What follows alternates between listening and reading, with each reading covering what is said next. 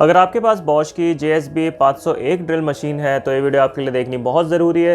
हाल ही में मैं इससे काम कर रहा था और सडनली बीच में ये ख़राब हो गई थी और इसके अंदर एक मैंने ऐसा डिफेक्ट नोटिस करा जो कि कंपनी अपने तरफ से कोशिश कर सकती थी कि ना आए, क्योंकि इसकी जो कॉइल है उस पर ठीक से वार्निश नहीं हुई थी मेरे राय में, अगर मैं कहूँ तो। आज की वीडियो में इसी बारे में बात करेंगे और देखेंगे कि किस तरीके से इसकी जो फील्ड कॉइल है उसको आप देख सकते हैं कि वो अभी सही वर्किंग कंडीशन में है कि नहीं, किस तरीके का ये इशू है, किस तरीके से इसको सॉल्व कर सकते हैं।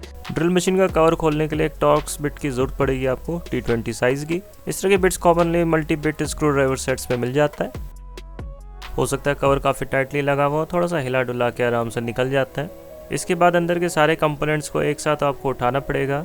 उसके बाद ड्रिलिंग चक अलग निकल जाएगा, इसका गियर का मैकेनिज्म आगे से सरक जाता है। इसके बाद आर्मेचर को निकालने के लिए कार्बन ब्रशेस के स्प्रिंग्स को आपको निकालना पड़ेगा। फिर ब्रशेस को थोड़ा सा बाहर सरका के आर्मेचर को बाहर निकालें। अगर ब्रशेस लगे लगे आर्मेचर को खींचने की कोशिश करेंगे तो वो टूट सकते हैं और ऐसा होने पे आपको ब्रशेस नए लगाने पड़ेंगे।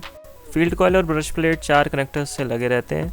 एकदम सीधा ना खींचे, साइड टू साइड विगल करके ढीला करके ही इसे निकालें। और ये देख सकते हैं नई फील्ड कॉइल में भी वाइंडिंग काफ़ी लूज है। आज दोपहर को इस फील्ड कॉइल को मैंने रिप्लेस करा था और ये बॉश का जेन्युइन स्पेयर पार्ट है जो कि बॉश अपने ऑथराइज सर्विस सेंटर से सेल करता है। ये फील्ड कॉइल बॉश की ड्रिल मशीन में पहले लगी हुई थी। आप देख सकते हैं थोड़ी सी डस्टी भी हो रही है क्योंकि इस्तेमाल में थी। और इसमें कॉमनली आप देखेंगे कि जो वाइंडिंग्स है वो ठीक से वार्निश नहीं कर रखी है कंपनी ने, और यहाँ से जो वाइब्रेशन होने की वजह से ना ये यहाँ पर जो टर्मिनल्स इन्होंने क्रिम्प कर रखे हैं यहीं से नज़दीक से क्रैक कर जाती है। अंदर की तरफ तो वार्निश ठीक है, रुकी हुई है, वैसे सॉलिड है कॉइल, लेकिन फिर भी थोड़ी सी और ठीक से वार्निश करी जा सकती थी। और यही थोड़ी सी अगर ये इम्प्रूवमेंट करते कंपनी तो ये कॉइल ख़राब ना हो। इसको दोबारा रीयूज़ करा जा सकता है। इस तरीके का एक टर्मिनल आता है कॉमनली, आप देख सकते हैं।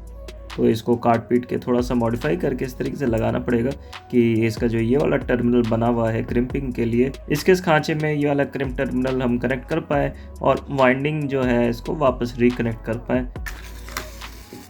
वाइंडिंग को क्रिम्प करने से पहले इसका इंसुलेशन हटा ले। हल्की क्वालिटी के वाइंडिंग वायर्स पे सिर्फ आग से ही इंसुलेशन हट जाता है, लेकिन इसकी क्वालिटी अच्छी तो इसलिए एक ब्लेड की मदद से भी इसको खुरचना पड़ेगा। चारों तरफ से वायर पे से इंसुलेशन अच्छे से हटा ले ताकि क्रिम्पिंग में बिल्कुल भी दिक्कत ना आए। ऑफ द कैमरा कनेक्टर को पहले ही मैंने खांचे में बैठा लिया है और इस तरीके से मॉडिफाई करा है इसको ताकि वायर क्रिम्प हो जाए।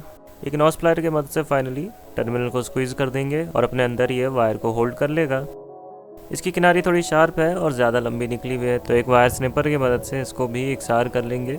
भले ही ये देखने में बॉश के ओरिजिनली क्रिम्प टर्मिनल जितना नीट ना लगे, लेकिन मार्केट में इस तरह का टर्मिनल ढूंढना बहुत ही मुश्किल है, तो बस ये प्रॉपर्ली काम करे इतनी ही उम्मीद रखते हैं हम इससे।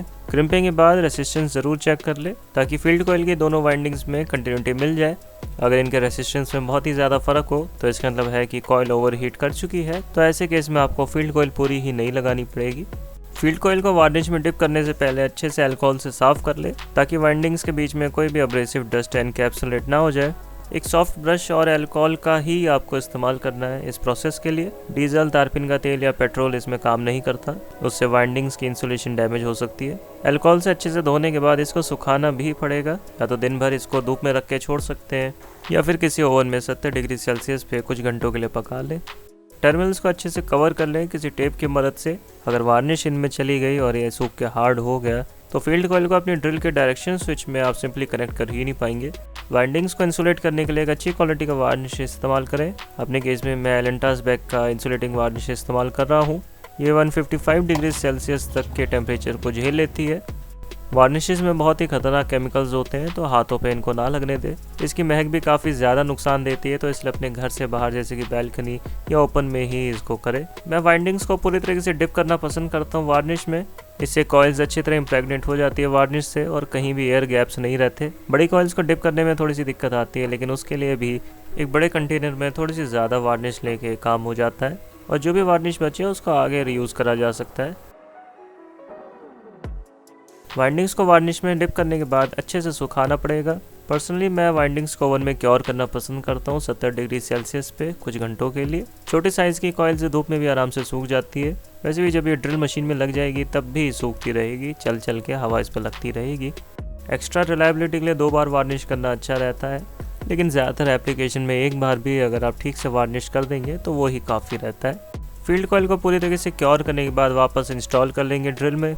सारे टर्मिनल्स को एक सीध में लाके फिर ही फील्ड कॉइल और ब्रश प्लेट को एक साथ स्क्वीज़ करें।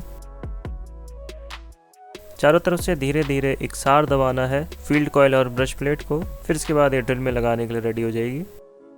हाउसिंग को एक ब्रश की मदद से थोड़ा सा साफ कर लिया ताकि अंदर कोई भी ब्रशेस की डस्ट हो वो ना रहे। फाइनली आर्मेचर को फील्ड कॉइल के अंदर सरका के इसके ब्रशेस को भी वापस इंस्टॉल कर लेंगे। ब्रशेस के स्प्रिंग्स को लगाने में थोड़ी सावधानी बरतें, क्योंकि अगर लगाते में ये उछट के कहीं चले जाते रूम में तो इनको ढूंढना बहुत ही मुश्किल पड़ेगा। और बॉश के सर्विस सेंटर्स इस तरह की छोटी चीज़ें ज़्यादा स्टॉक नहीं करते। स्प्रिंग की एक साइड एक नुक्के में अटक जाती है और ऊपर की तरफ से ये ब्रश के ऊपर जाता है, तो इसको थोड़ा ट्विस्ट करके फिर आपको बैठाना पड़ेगा। ये देख सकते हैं अब ये बिल्कुल सही बैठ चुका है। इसी तरीके से दूसरे ब्रश के साथ भी करना पड़ेगा। ब्रशेस को लगाने के बाद देख लें कि आर्मेचर फ्रीली घूम रहा हो। रोलर बेरिंग्स को लुब्रिकेट करने के लिए वैक्स बॉल की हाई टेम्परेचर ग्रीस का इस्तेमाल करना मैं पसंद करता हूँ। और हैमर मैकेनिज्म पे काफ़ी ज़्यादा स्लाइडिंग फोर्सेस लगती है, जिसमें नॉर्मल ग्रीस बिल्कुल भी काम नहीं करती। इसी कारण से इसके लिए एक मोलिब्डेनम ग्रीस इस्तेमाल करनी पड़ेगी। ये पेट्रोल प्लस की मोलिब्डेनम ग्रीस है, इस तरीके के एरियाज़ के लिए स्पेसिफिकली बनाई गई है। इन दोनों ही ग्रीसेस के लिंक्स आपको वीडियो के डिस्क्रिप्शन में मिल जाएंगे जाके खरीदने के लिए। सारे कंपोनेंट्स को एक दूसरे में ठीक से फिट करने के बाद हाउसिंग में एक साथ रखना पड़ेगा, जैसे हमने इसे निकाला था। इसके बाद हैमर स्विच भी लगा लेंगे। ग्रीस इसी हिसाब से लगाएं ताकि कूलिंग फैन की तरफ बह के ना आए। स्विच के ऊपर केबल्स के कनेक्शंस ठीक से देख लें कि कोई भी लूज ना हो, और वायर को इस तरीके से खांचे में बैठा लें ताकि जब हाउसिंग इसकी आप बंद करें वायर कहीं बीच में कटे ना। बस हाउसिंग को बंद करके सारे पेज कस लें और अब ये ड्रिल आगे आने वाले कई सालों तक चलती रहेगी रिलायबली।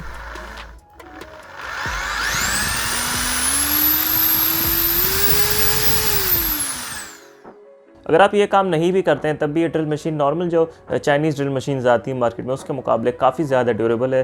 लेकिन अगर ये प्रोसेस कर लेते हैं तब तो इसकी फील्ड कॉइल बिल्कुल भी ख़राब नहीं होगी, क्योंकि इसकी फील्ड कॉइल में एक ही मैंने चीज़ देखी जिसके कारण ये इशू आता है, वो है कि वार्निश उतने अच्छे से कंपनी ने नहीं कर रखी। वार्निश इसकी फील्ड कॉइल पर लगी हुई है, लेकिन वो इतनी नहीं है कि उसकी वाइंडिंग्स को सफिशेंटली बचा पाए। जब भी आप इसको इस्तेमाल करते हैं वाइब्रेशंस होती हैं, तो कॉइल हल्की हल्की सी पे अगर हिलेगी तो कहीं से भी वो टूट जाएगी। मेरे केस में यही हुआ था। और जब एक चीज़ को मैं इंस्टॉल कर रहा था तब एकदम से सडनली ख़राब हो गई। उस दौरान मैंने तैयार नहीं कर रखी थी और सडनली एकदम से वार्निश करके कॉइल को नहीं लगाया जा सकता था, तो एक स्पेयर कॉइल रखी हुई थी मेरे पास, उससे मैंने रिप्लेस करके टेम्प्रेरी काम करा। उसके बाद जब मुझे टाइम मिला तो शाम को मैंने चेक करा कि एक्चुअली प्रॉब्लम आई क्या है इसकी फील्ड कॉइल में। क्योंकि एक तो होता है कि किसी भी ड्रिल मशीन में जब आप बहुत ज़्यादा ओवरलोड कर देते हैं तब थोड़ी सी बर्निंग स्मेल आती है, वार्निश टाइप की स्मेल आती है, तो तब कॉइल जल जाती है। लेकिन मेरे केस में ऐसा हुआ ही नहीं था। सडनली एकदम से ड्रिल ने काम करना बंद कर दिया था। कई बार ड्रिल मशीन्स में इस तरह का स्ट्रेस रिलीफ बूट नहीं लगा होता, तो इलेक्ट्रॉनिक स्विच है वेरिएबल स्पीड का, कई बार ये ख़राब हो जाता है, ये भी रेयरली ही होता है। और इसके बाद फिर बचती है फील्ड कॉइल। फील्ड कॉइल में अगर कहीं से भी वायर की ब्रेकेज होगी तब ही जाके आपकी ड्रिल मशीन ख़राब होएगी, अदरवाइज़ काफ़ी ज़्यादा ड्यूरेबल रहती है। लेकिन आजकल मैंने देखा है हर चीज़ को इस तरीके से डिज़ाइन करा जाता है कि अल्ट्रा लॉन्ग ड्यूरेबिलिटी वो आपको ना दें, कुछ ही साल चल जाए, वही बहुत होता है। ज़्यादातर चीज़ें तो खैर वारंटी पीरियड निकालने के लिए ही बनी होती है और बहुत ही टाइट बजट होता है इंजीनियर्स का जब कंपनी की तरफ से उन्हें प्रोजेक्ट दिया जाता है। इस कारण से छोटी मोटी कमियां रह जाती है। अगर आपके पास कोई भी पावर टूल है, कभी भी आप सर्विसिंग कर रहे हो उसकी रेगुलर मेंटेनेंस के लिए चेक कर ले खोल के कि कोई इस तरह का इशू ना हो। खासतौर से वाइंडिंग्स पे अच्छे से वार्निश होना चाहिए, नहीं है तो साफ़ करके आप लगा लोगे तो लाइफ उसकी बढ़ जाती है। तो मुझे उम्मीद है वीडियो आपको पसंद आई होगी। आपके कोई भी सवाल है पावर टूल से जुड़े हुए तो कमेंट से ज़रूर पूछ सकते हैं मुझसे।